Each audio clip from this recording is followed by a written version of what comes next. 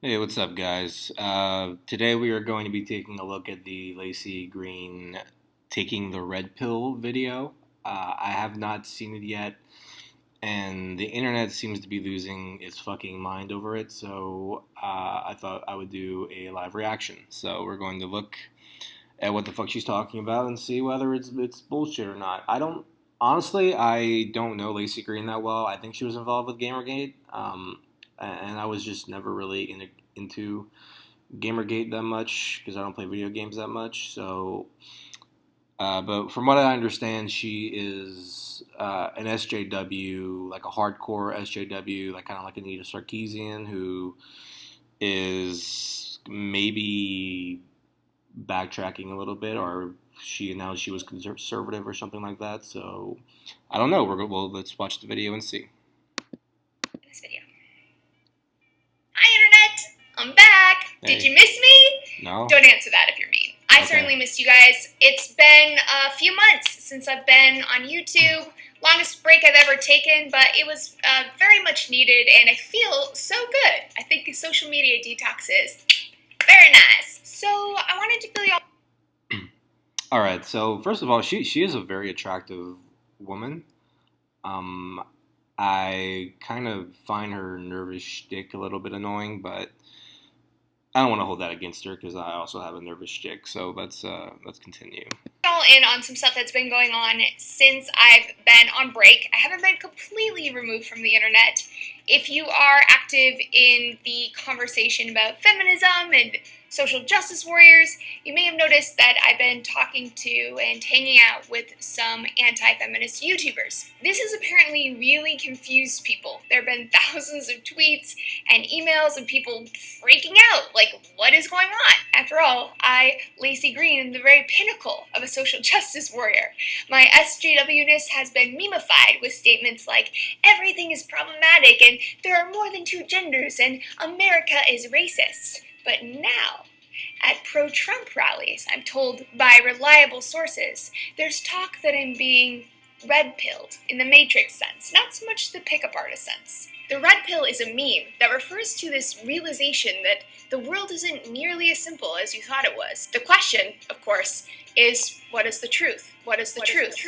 And how bad do you want to know? In some I really don't like the presentation of this video.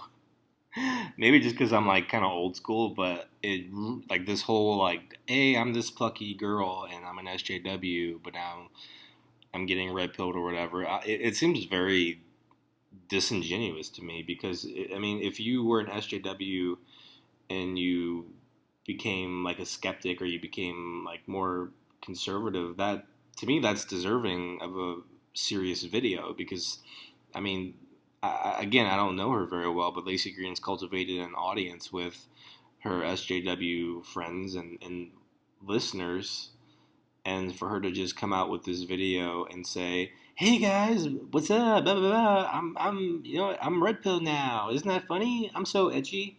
Like it's strange, man. Like if I don't even have like I don't have that many followers, but the people that know me and know my political affiliation, if I all of a sudden changed my political affiliation, if I said, I'm a Green Party guy now, I think that would deserve some more explanation. It wouldn't deserve this cheeky video. Like I don't know how seriously she's taken by like the SJW feminist community, but this is a leading voice. I mean, this is a person. I mean, I know who she is, and how many people subscribe? She has 1.4 million people subscribe to her, and I would imagine they take what she says very seriously, and they use her ideas in debates and stuff like that. So, I mean, if you're a feminist, I would totally understand why this would be a betrayal, because not only is she saying I'm starting to change my mind on some things, she's also saying I don't even care that much. Like this is all just funny to me. But I mean, she may get more serious later in the video, but I just think the tone of this video is very, very off. sense, I took the red pill a long time ago. It's why I do what I do. My YouTube stuff has always been about the pursuit of forbidden knowledge. And while yes, I am a feminist, I wouldn't describe myself as the ideologue that people sometimes make me out to be. I feel that things tend to be messier than that, and frankly, that's the way I like it. So, let's get messy. So here's some context about me. I used to be Mormon, pretty intensely so. When I was 12 years old, there were adults telling me that my spiritual destiny is to be perpetually pregnant. Cute, right? I'm also half Iranian. Funny enough, my grandparents were... Okay, so she was a Mormon, so this whole SJW thing is obviously a reaction to that. I think she runs like a sex show or something like that. I think I read that on Wikipedia. So I mean that's obviously just a reaction to her parents and her upbringing. I think it's really sad when people do that. Like they define themselves by their youth. That they have to live their lives in rebellion to the things they were taught when they were growing up. Because I mean, if you do, you're living a reactionary life when you do that. And oh man, just look at her eyes. Like she's confused. She strikes me as a very confused person. And if you're introduced to the world at large and realize that there's all these other ideas besides Mormonism, I can understand that you would want to find a community that you can belong, that you think is more truthful than the ideology you were brought up in that you're reacting to. And to me, that seems to be what Laci Green has done. I mean, the feminist community is very, very, it's very cancerous, but it's also fosters this idea that you're all fighting the revolution together, and there's a great deal of solidarity that comes along with that. So I'm still, man, her eyes just scare me, dude. Maybe I might have paused on the wrong second, but look at those eyes. Like it's a cry for help, She is very attractive though. Political rebels in their day, speaking truth to power during the revolution in 1979. It's actually pretty badass, and it makes me feel like rebellion runs in my blood. But as a teenager, I got a little bit lost in all of this, as you do. So my first YouTube channel that I started when I was 17 was about skepticism and philosophy. Then, when I was 19, I created a series called Sex Plus. I just want to point out that there's a suggested thing at the top right for sexuality. I don't know if that's intentional or not, but whatever. Which is dedicated to helping young people who, like me, had been told that their sexuality was bad or wrong, that they're less than because of their gender or sexual orientation, and so forth. So this is the type of stuff that forms the core of my feminism, which I would describe as intersectional, sex positive, and skeptical. Skeptical, as in not easy. Wait. Okay, we gotta go back because she put some definitions on us. And so forth. So this is the type of stuff that forms the core of my feminism, which I would describe as intersectional. Intersectional. Okay, let's see what she's saying. The interconnected nature of social categorizations such as race, class, and gender as they apply to a given individual or group regarded as creating overlapping and interdependent systems of discrimination or disadvantage. Okay, so she's saying that her feminism is intersexual and that's based on interdependent systems of discrimination or disadvantage. That's pretty blue-pilled to me. Like I don't see anything that's not SJW about that. And the problems with intersectionality have stayed the same, and Laci Green is changing. I mean, I don't understand how she's getting more quote-unquote red-pilled here. Intersectionality is bullshit. It's always been bullshit, and I don't see anything she's saying that's either counteracting that movement or changing her stance. What's the other term? Sex positive. Promoting an open, tolerant, or progressive attitude towards sex. Oh man, all these people, dude, they care about sex so much, dude. Like it's a thing. Sex is a thing. Like move on. I'm so tired of these people who they obsess about sex all the fucking time, dude. Like they want their entire identity to be based on sex and color and gender and race and all that shit, but they don't want it based on their idea. Like their ideas are informed by their circumstances. To me that's one of the big problems with it, because there's no. This is also truth is totally subjective. It's totally based on your experiences and all that bullshit, you know. And like, I don't see anything here that shows like, you know, like a legitimate search for truth, if that makes sense. You know, because everything they're doing is informed by who they are and the circumstances they were brought up in. Truth is truth, no matter. I mean, and obviously, I come from a place where I believe truth is objective, not subjective. I think truth is truth, and we should try to get to the truth uh, uh, as hard as we can. And like your gender and your sexual makeup, like none of that matters for that search. You know, you have to look for truth. Truth doesn't come to you. You have to look for it. You have to find it. And even if we can't find it, we have to come to our closest approximation of it. And it also has nothing to do with fucking sex. Like, dude, sex. Like, I'm so tired of these people obsessing over fucking sex, dude. And skeptical. Okay, skeptical. Okay, so this is the third. This is the caveat that she's adding skeptical to her list. Now, if she was skeptical, I would think she would discard the intersectional and the sex positive ideologies that she just mentioned, but that doesn't seem to be something she's doing. So maybe she'll go into that because I'm interested in seeing actually how she's skeptical.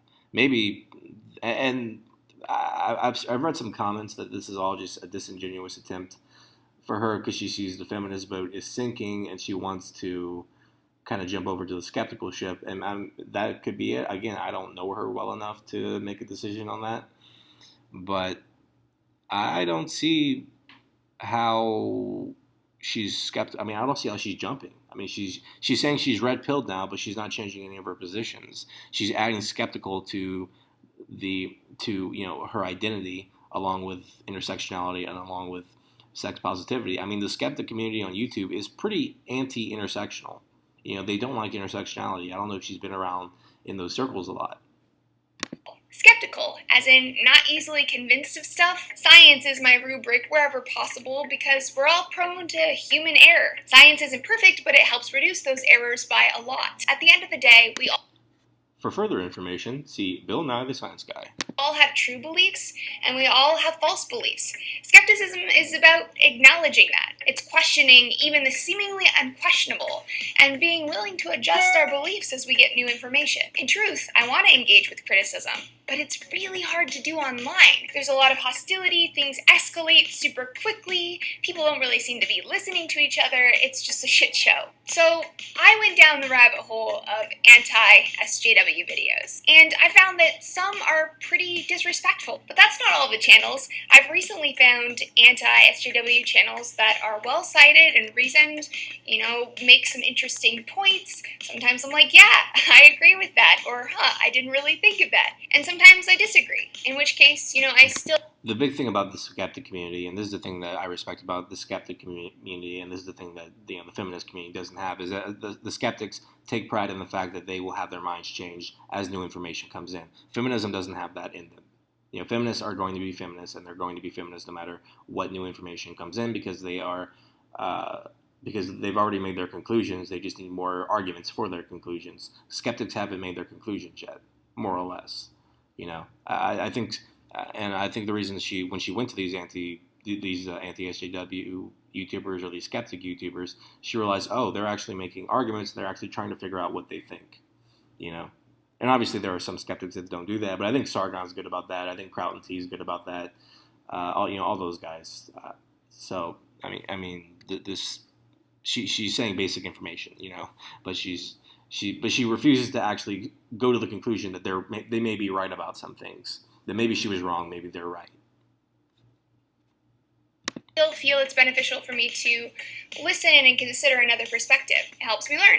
So I decided to reach out to some. It's not about learning, it's about just finding the fucking truth, feminism is wrong about some shit, From what I've seen, there are serious problems in feminism.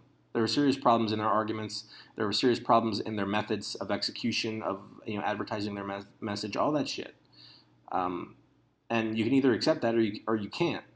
And if I was part of something that was as problematic as feminism, I would immediately not be part of that thing anymore. And obviously Laci's someone who's tied her career into this movement, and she may be having problems with this movement now, but she seems to be saying, I don't know, I have things I want to learn more. It's like, well, just like, it's not hard, you just have to read a fucking book. You should have known all these arguments already. Like, that's what I don't understand. She's been on YouTube forever. She's been on YouTube for like years, right? So why is she just now coming to this position? I mean, the arguments haven't changed, I mean, if you've been doing this long enough, you eventually get to know all the arguments about feminism and all that bullshit. Like, you eventually know both sides, and you can say, okay, this I fall here. This is where I believe the truth is. And then, people may refine their arguments, or they may come with the same arguments in a different way, but they're more or less the same arguments. So, like, I don't understand why she's having this change of heart. And the internet's going fucking crazy. They're like, she finally took the right pill, but it's like, I'm not sure this is, like, the more I watch this, the more I don't think it's genuine.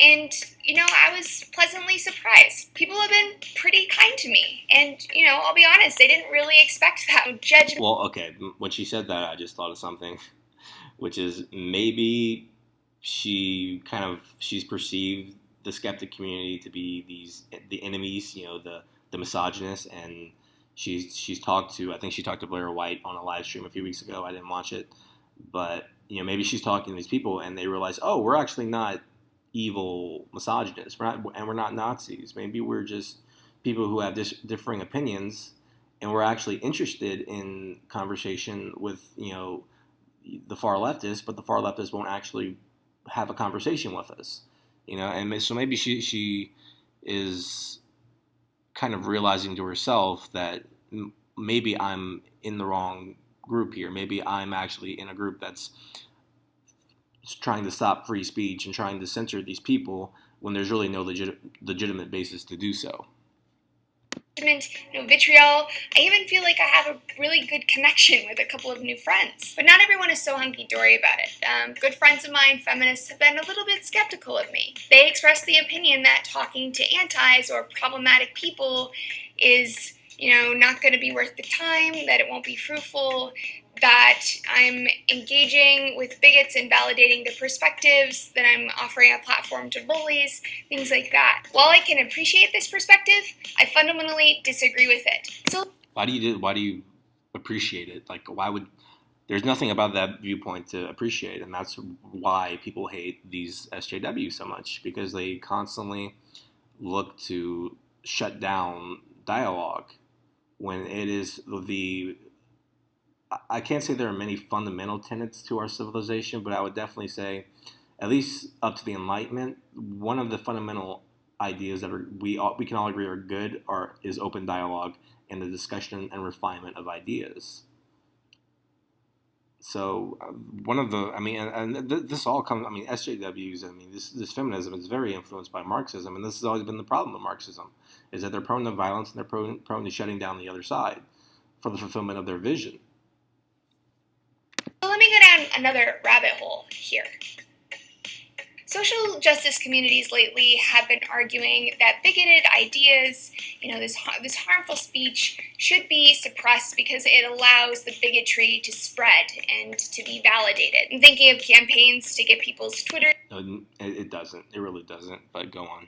Banned, book deals canceled, talks canceled, things like that. Ironically, this sounds very similar to the logic that is used by the right to censor sex ed. Information about sex has been deemed too harmful to hear. It'll encourage immoral behavior and speed social decay. Two sides of the same coin. The question is, what counts as harm? To some, harm. There's a difference to that, because, conservatives, I don't even know what conservatives actually do that. I'm sure there's some on the religious right, but they're doing it in school, and they're actually having an institutional debate, I would say, while these people are actually saying, you're a bigot, you can't do that. They're yelling at people who are speaking an opinion in a public forum. So I think the left is worse here than the right. Harm is a problematic opinion. Harm is hate speech. Harm is inciting violence. The other pole of this issue is the perspective that there is no such thing as harmful speech, that speech can't hurt you. Therefore, all speech should be permitted, no matter what. I fall somewhere between these two perspectives. My opinion is that speech can be emotionally harmful if it causes pain. Okay, you didn't say emotionally harmful, you said harmful. Can you get a scratch? Can speech scratch you? Can it give you a black eye? It can't. You know, it can. And if it harms you emotionally, then who cares? You know, I mean, the actual amount of harmful speech, that actually hurts you, is in the minority. I mean, it doesn't happen that much in real life, but it's something we have to protect because the alternative is authoritarianism. You know, it's basic. Pain or shame or dehumanizes you. It can also be physically harmful if it incites or advocates violence against someone. Okay, no, it can't. A speech cannot be physically harmful. That's fucking dumb. It just can't. Can people be incited to violence with speech? Sure, but when has that happened? Like in the past, like 50 years? I mean, maybe with Black Lives Matter, maybe with movements like that, I guess. But like, there's always the argument of yelling fire in a crowded theater. And I remember Christopher Hitchens once made the argument that he was giving a lecture at the time and he said fire, and then no one moved, and he's like, well, see. So I don't like this argument at all, but I'll let her go. But these two harms don't pose the same amount of threat to an individual in the context of political speech. So they shouldn't be treated as equal forms of violence. If we're going to say a slur... Okay, also, if we're talking about political speech, then the free speech thing, she has no leg to stand on, because there's literally no one inciting violence in terms of politics besides the left. Like, no one even Richard Spencer and those alt-right guys, they're not engaging in violence. The neo-Confederates with the monuments, they are not engaging in violence. It is only the left that is engaging in violence, so. Is just as violent as punching someone in the face. To me, that minimizes the egregiousness of punching someone in the face. So I tend to agree with the interpretation by a lot of human rights organizations, which is that harmful speech starts where it incites or advocates violence. I think the definition of harm is being pushed too far in regard to political speech, that this heightened level of sensitivity is actually resulting in some censorship. Not de jure, like government censorship, the technical definition of it, but de facto censorship, in practice. By shutting down platforms for speech and driving it underground, or by making ideas too taboo to be allowed to talk about. I also feel like this approach doesn't very well promote social justice. For one thing, when you think about it, suppression of speech is just a band-aid. It doesn't really address the systemic inequality or the mentality that lies at the root of these problems. It just sort of shuts the conversation down. It also has a clear backfire effect. It makes those poor, censored voices more sympathetic to a moderate audience. Case in point, Milo Yiannopoulos. The way I see it, the internet already gives everyone a huge platform, much bigger than a university can offer. They're already on the internet. They're gonna be there. We should talk about it. I think we should address things head on. Through open dialogue, we can parse out ideas and really see what they're made of. And in response, everyone else has free speech too. They can dissent, they can protest, they can ask critical questions, they can counter the narrative, they can, highlight fallacies and moral failings of the argument. So all of this comes to a head in a brutally bizarre spectacle that happened last week amongst feminist scholars who appear to be cannibalizing themselves as usual. It all started with a feminist philosopher's publication in the philosophy journal Hypatia about transracialism. So in the paper, she examines arguments that are used for transgender equality and basically finds that logic can be applied to race as well. She highlights some of the logical inconsistencies and weaknesses in the argument. That's fucking great. Wait, I kind of zoned out for a second, but there was a philosophy paper that advocated transracialism. That's fucking amazing.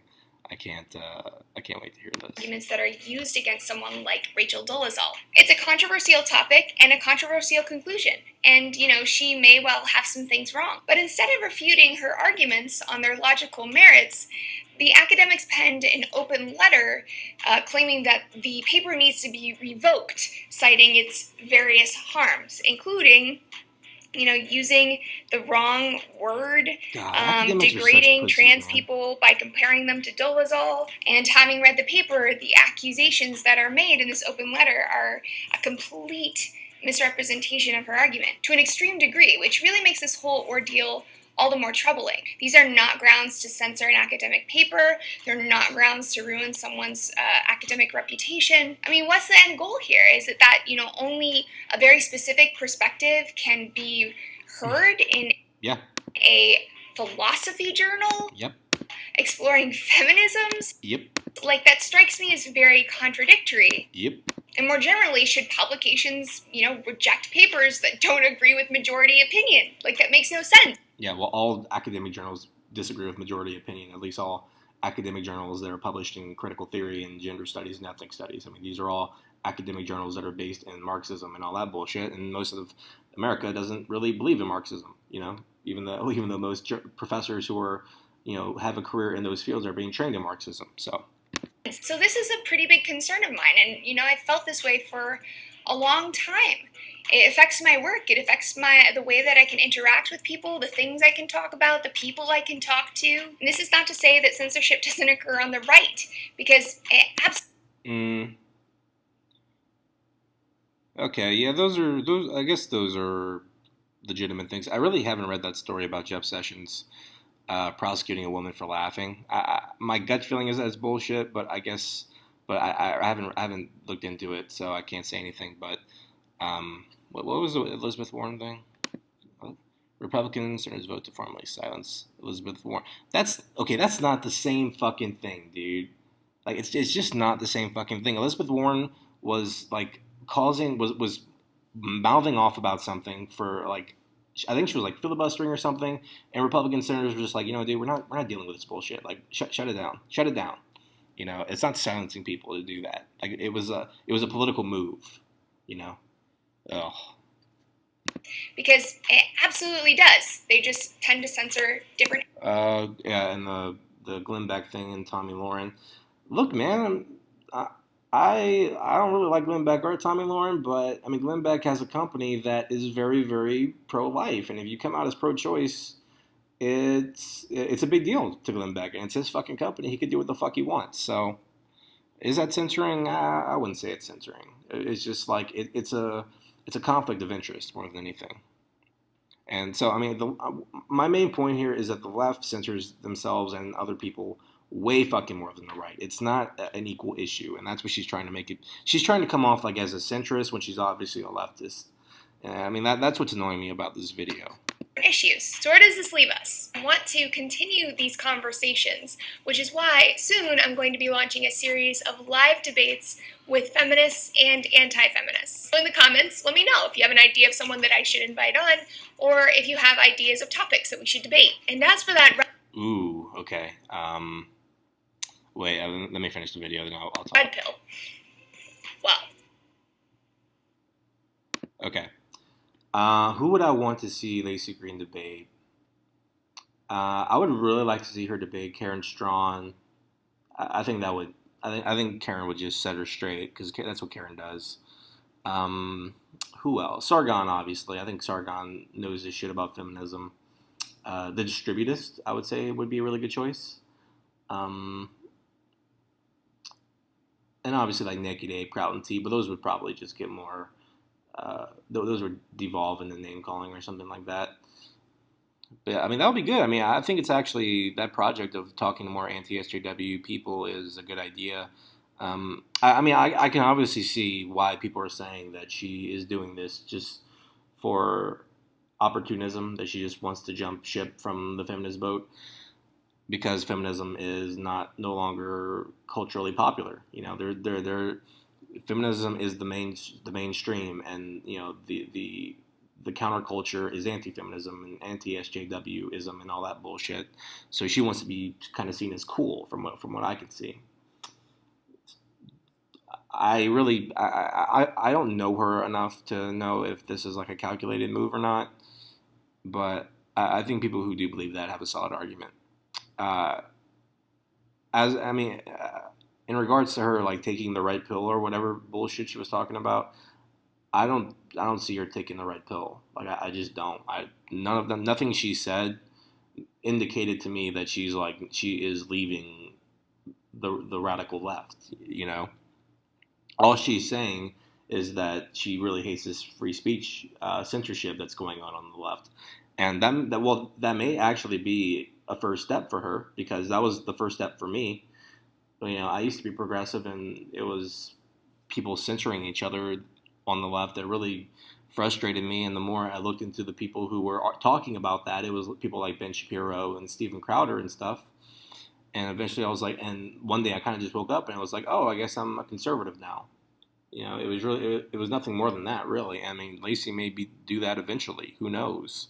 But I don't think she will. She just seems like a progressive to me. I don't think she'll be stopping that. And look, it's not like all progressives are like this. You know, I mean, say what you will about the Young Turks. I think Cenk Uygur has generally been pretty good about free speech. You know, I remember one time he even talked about Milo. Like, I remember a video he did where he refused to say Milo's name, but he said, you know, we should just let them talk. Like, we shouldn't protest them. Just let them talk. You know, so that's I mean, this anti-free speech thing. It's a fringe thing, but it's getting more and more popular on the left.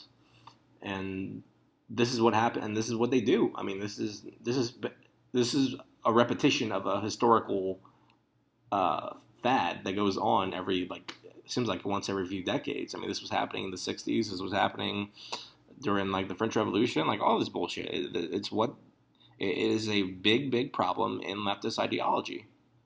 So I think, and she, one thing I can say about her, I guess, is that she's becoming intellectually honest because she's starting to point out the flaws in her own ideology, in her own political beliefs, and that's a good thing. But I don't think it means she's red pilled. I don't think it means she's going to turn around and actually, talk about how feminism is doing more harm than it's doing good for women. I don't think any of that's going to happen. I mean, it's said in that video that she's still intersectional and she's still sex positive, whatever the fuck that means. So I guess we'll have to wait and see. But anyway, that's all I got. See you.